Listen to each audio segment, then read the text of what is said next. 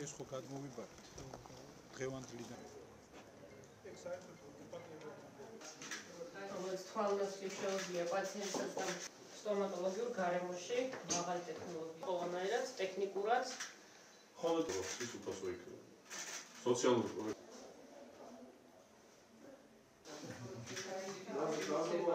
ადგილზე გაკეთებოდა და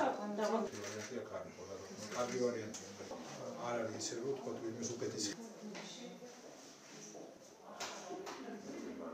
ონის მუნიციპალიტეტში მოვინახულეთ ახლად გახსნილი და ფუნქციონირება, რომ ახალი დაწყებული აქვს სტომატოლოგიური კაბინეტი, რომელთან დაკავშირებითაც ჩვენი ინტერესი იმან გამოიწვია, რომ არც თუ ისე დიდი ხნის წინ ერთ-ერთი პროექტის ფარგლებში საერთაშორისო მხარდაჭერით იყო გათვალისწინებული ბავშვებისთვის სტომატოლოგიური კლინიკის გახსნა. და სამწუხაროდ იმხანად ეს ერთგვარი პოლიტიკური ანგარიშსწორების ინსტრუმენტად იქცა გარკვეული პოლიტიკოსების მხრიდან, პოლიტიკურად ანგაჟირებული ხალხის მხრიდან ეს თემა და იმხანად თითქოს ონის მუნიციპალიტეტის ბავშვები დარჩებოდნენ სტომატოლოგიური მომსახურების გარეშე. სახელმწიფომ ეს პასუხისმგებლობა საკუთარ თავზე აიღო და ამ დახმარების შეწყვეტის პირობებში, რა თქმა უნდა, უზრუნველყო აბსოლუტურად თანამედროვე უმაღლესი ხარისხისა და სტანდარტის მქონე სტომატოლოგიური კლინიკის გახსნა.